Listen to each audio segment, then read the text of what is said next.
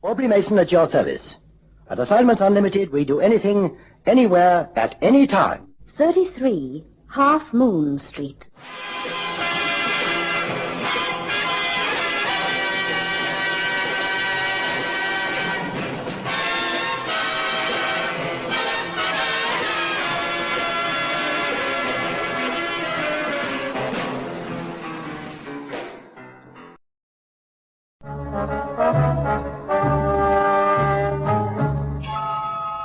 The story I'm going to tell you tonight, taken from a dossier of an assignment we handled, is called Parson's Pride.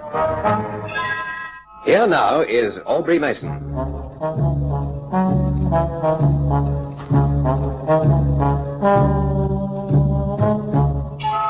What a mistake it is to judge people by their appearance. This is a fact which has been brought home to me many, many times since Assignment Unlimited came into being. The assignment I'm going to tell you about tonight will prove my point very forcibly. It began when the intercom on my desk buzzed. Mrs. Parsons, who has an appointment for 3 o'clock, has arrived. Shall I send her through? Yes, please. At that moment, well, she was only a name in my diary. Mrs. A. Parsons. For the next moment, the door opened. Mrs. Parsons.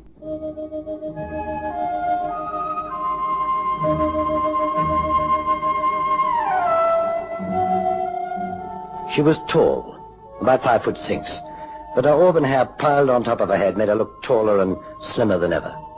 She had an exquisite face set on a long neck. She was expensively dressed and immaculately groomed. Her eyes were big and brown, and her mouth was soft and generous. I put her age at about 38. I stood to receive her, and she extended a white-gloved hand in greeting. How do you do, Mrs. Parsons? How do you do? Oh, please sit down. Oh, thank you. Now then, how can I help you? May I preface what I'm going to say by showing you something? Well, of course. It's in my bag.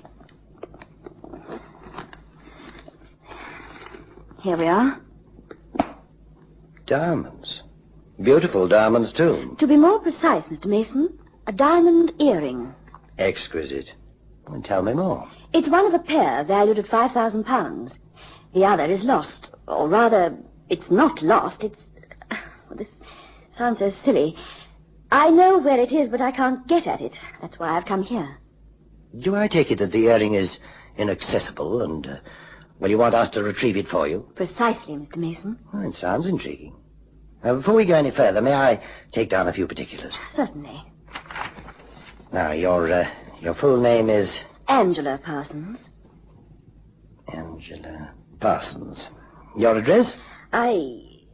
My home address is Harrogate in Yorkshire, but I'm staying at the Hilton Hotel in Park Lane. I came down here to do some shopping and see some shows. Oh, I see.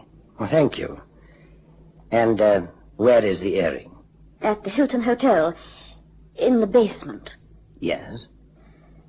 I have a room on the first floor. Last evening, I'd been out to dinner in the theatre with some friends. It was quite late when I got back. In fact, it was during the early hours. I was very tired, and I'm afraid I was rather careless. I took off my earrings and necklace and put them on the dressing table. This morning, I ordered breakfast in my room. The waitress came in with a tray, and I had it at my bedside. When I'd finished, I wanted to tidy the place up a bit, so I moved the tray and put it on the end of the dressing table. When I'd put it down, I pushed it on so that it would be safer. But in doing so, the back of the tray pushed my jewelry. Well, in the wall, behind the dressing table, there's a vent. And when I pushed the tray, the back of the tray pushed one of my earrings into the vent. Well, of course, I realized immediately what I'd done, and I called the hotel manager.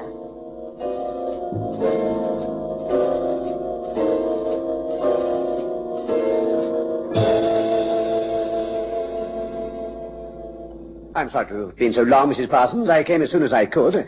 Now, what seems to be the trouble? The earring, which matches this one, is in there, in that vent. It was my fault. I pushed it with my breakfast tray. Oh, dear. I wanted to get somebody up here to remove the grill and get my earring out. Well, I'm afraid it's not going to be as easy as that. You see, that grill is part of our air conditioning. The air is extracted through it, goes down to the basement through our air conditioning plant, and... You mean behind the grill there's a duct which leads down into the basement? Yes, just so. Then my earring's in the basement, and I want it. It's a very valuable piece of jewelry. Mrs. Parsons, I'll do everything I can. I'll go and investigate the situation immediately.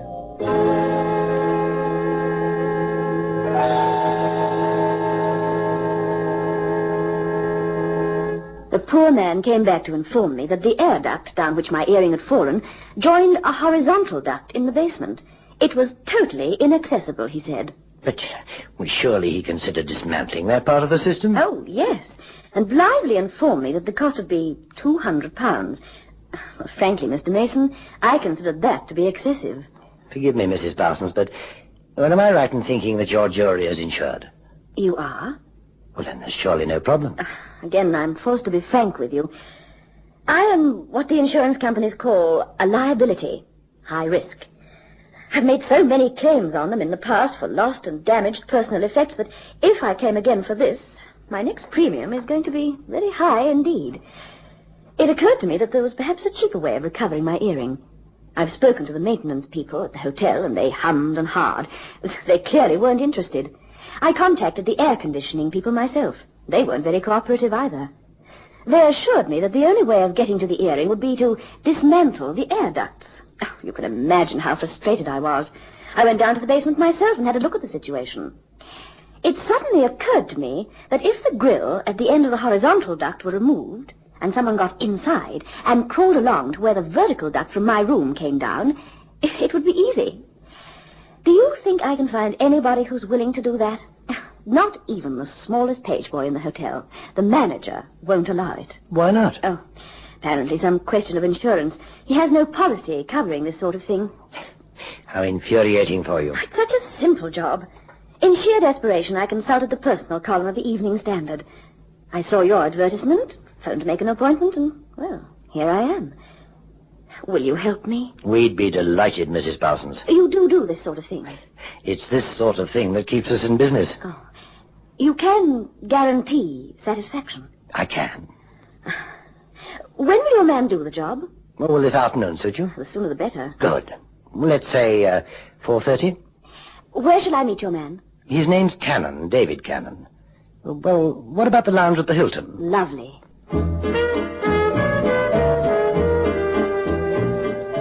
When Angela Parsons had left my office, I gave instructions to Mrs. Gamble that Cannon was to come and see me immediately. He came promptly, and I apprised him of the facts supplied by Mrs. Parsons. Sounds pretty careless. Yes, Cannon, but she admitted it. Nice? Captivating. A lady, but married. Pity. Well, how will I know what she looks like? Oh, just make yourself known to the most beautiful woman of 40 in the Hilton lounge. That will be she. Any special instructions? Well, I think you'll need pliers, screwdrivers, spanners, boiler suit, and a lamp which you can strap to your forehead. 4:30, you said. That's right. Well, what's the joke? Well, I'm a sucker for a beautiful woman, but this will be the first time I've got on my hands and knees for one.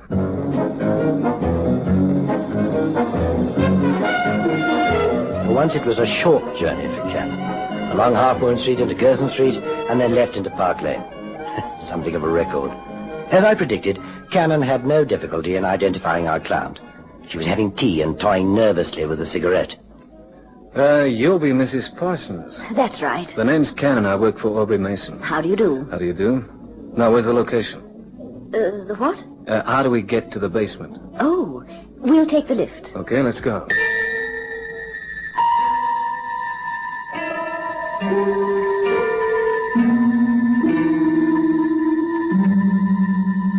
It'll be a tight squeeze for you. I've been in tighter spots than this.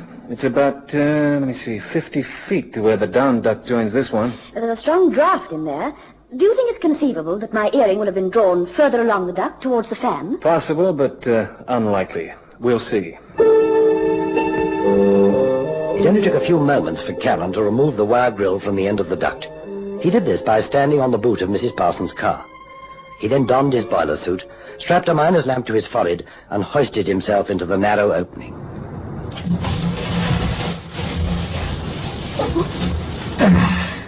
Once inside, Cannon proceeded to wriggle on his belly along the 30-inch square duct.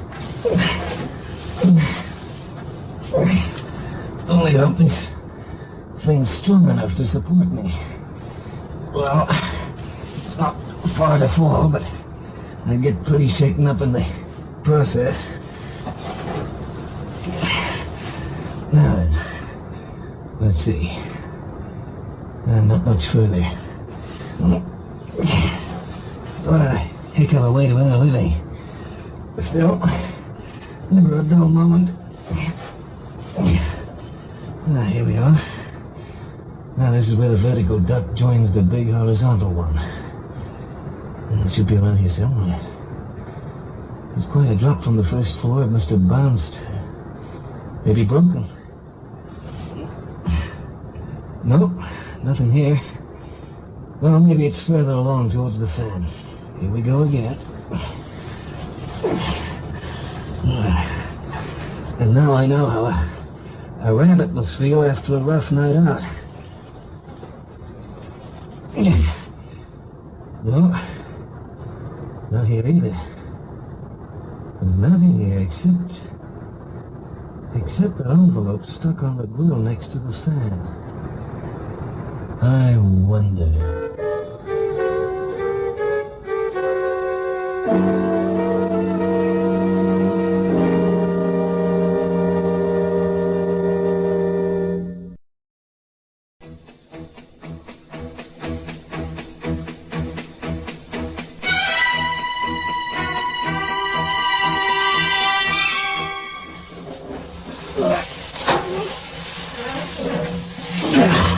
I was beginning to think you got lost. Wow. Just let me get down from up here.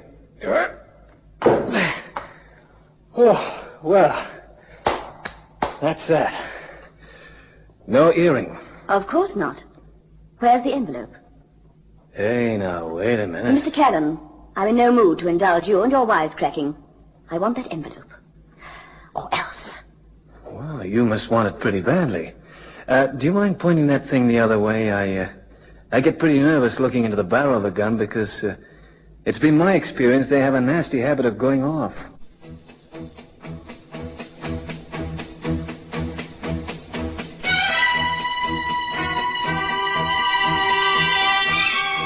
To say that the lady's change of attitude and manner was a surprise to Cannon is putting it very mildly indeed. He was shocked and not a little nervous. Well, I must say you had me fooled. It's not often I'm taken for a sucker like this. Please be reasonable and sensible, Mr. Cannon. You can see you have no choice. You've got the envelope. Hand it over. Well, you know, I've often been told I'm blessed with a sixth sense. I guess I must be. I mean, why else would I have left the envelope where it is? You did what? That's right. Go ahead, look in my pocket. Oh, why? Hey, look out, there's a car coming down the ramp. What? Thanks. I'll take this. That's better. Now, you just keep your distance, huh? Oh. All right, Mr. Cannon. You've got the upper hand. If you care to examine that pistol, you'll find it isn't loaded. Correct. Okay, now, you be a good girl and put it away. Thank you. And suppose you tell me what's going on. Why didn't you tell us it was an envelope you wanted? You'd have saved us both a lot of trouble. I didn't know I could trust you. We don't advertise the fact, but we're very discreet about the assignments we undertake. All right. Are you sure it won't go any further? Except to Mr. Mason, and it's safer with him than with the Bank of England. Well, it happened like this. Yesterday afternoon, I came down into the basement with my car, having been to see some friends in Richmond. I parked it over there. I switched off the engine, and I opened the door to step out.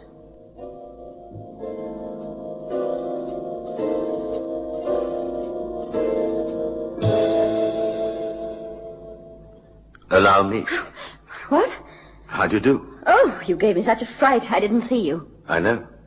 You know? I've been waiting for you. You don't know me. Allow me to introduce myself. Cyril Purdy. Oh, how do you do? You wish to see me? I know about you. Or to be more precise, let me say, I know about your husband. My husband? And, the goings-on. I'm sure I don't know what you're talking about. Oh, come, Mrs. Parsons, you're not a fool. Neither am I. Let's not beat about the bush. I assure you that what I say is true, and I'll tell you how I know. You see, I've made it my business to, how shall I put it, keep an eye on your husband's affairs. Well? I think I know what you want. Money? Please. For what? Why, for my silence. What else? You're very sure of yourself, aren't you? I have to be. You must have something to justify your confidence. I have What? these. What are they? Allow me. Charming, aren't they? Photography is something of a hobby of mine. A very lucrative hobby. I've never been so disgusted in all my life. Oh, come now. You weren't unaware of this sort of thing? No. But it's something I've tried not to think about. And now... And now, here it is under your very nose. How much do you want? Well, after very careful consideration about your husband's income and position in society, I've decided to settle for £10,000. In return for which you will give me those photographs? Correct. What if I can't raise the money? Well, that possibility never occurred to me. You must. And if you want these photographs badly enough, you will. What if I tell you to go to the devil? Well, that would be extremely foolish of you. These photographs could ruin your husband. They could also ruin your marriage. You'd be hounded out of the country. I'm going to need time to think about this. Oh, but of course, dear lady. In the meantime, I'll return these photographs to their envelope. Here. You don't feel so confident now, do you, Mr. I'm warning you, Perry? Mrs. Parsons.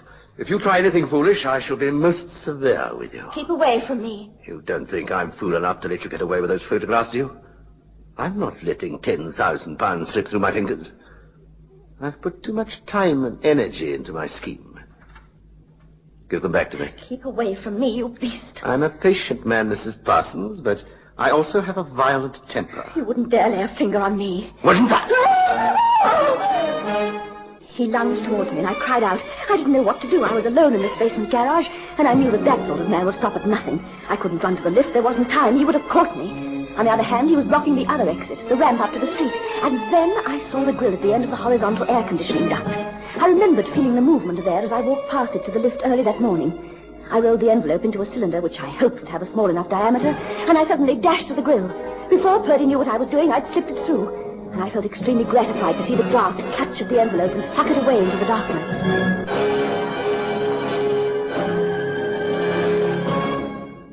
What have you done? Where's the envelope? It's in there, and there's not a thing you can do about it. Oh, are you... No! What's going on here? What? Leave that woman alone. Blast! I say, are you all right? Yes, perfectly all right, thank you. You came just in time.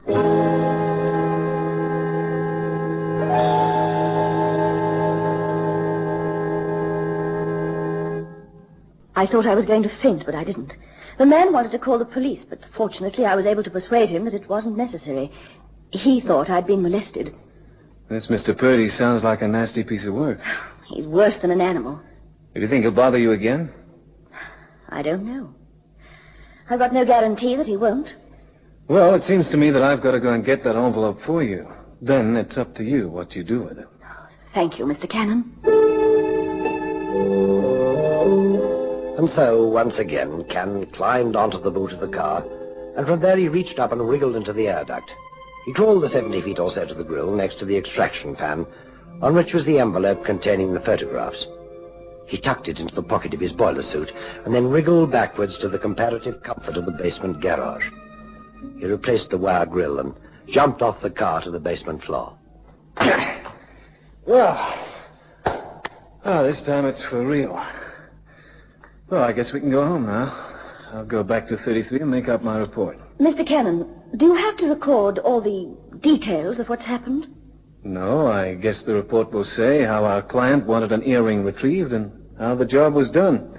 Just for Mr. Mason's private information, I'll tell him what really happened, but it won't go any further than that. Thank you. You know, Mrs. Parsons, I haven't known you for very long. In fact, it's not been an hour since we met, but it's not often a man has the good fortune of meeting a lady. And a lady with tremendous spirit and backbone. It's been quite a privilege. Again, thank you.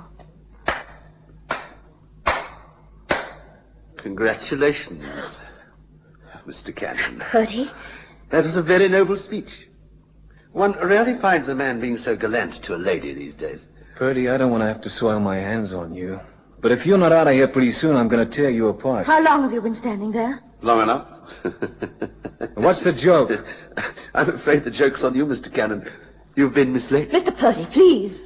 I'm surprised you haven't recognized your client. Recognized? Allow me to introduce you. Mr. Cannon, I'd like you to meet Lady Geraldine Parson. Well, Mr. Cannon? Farquharson? Wife of Sir Hugh Farquharson, Member of Parliament for West Grinstead and the Cabinet's Minister of Agriculture. Oh, you swine, Purdy, you loathsome swine. Well, thanks for the information, Purdy, but I don't see what difference it makes. Lady Farquharson asked us to do a job for her. It's been done and paid for. And if she wishes her identity to be kept a secret, it's no concern of ours. You'd better go. You're obviously both intelligent people. I'm amazed it hasn't occurred to you that to print photographs, one needs negatives. The negatives of those photographs are in an extremely safe place. You don't think I'd be foolish enough to present myself and my demand bearing the only photographs in existence? One must allow for accidents. Purdy, you're going to have the nastiest accident of you. No, don't bluster, Mr. Cannon. I hold the whip hand. Threats will avail you nothing. Now, let's talk business. The price is the same. You give me £10,000, cash, and I will destroy the negatives in your presence. No. Lady Farquharson, you're joking. I'm perfectly serious. I neither want nor need your negatives.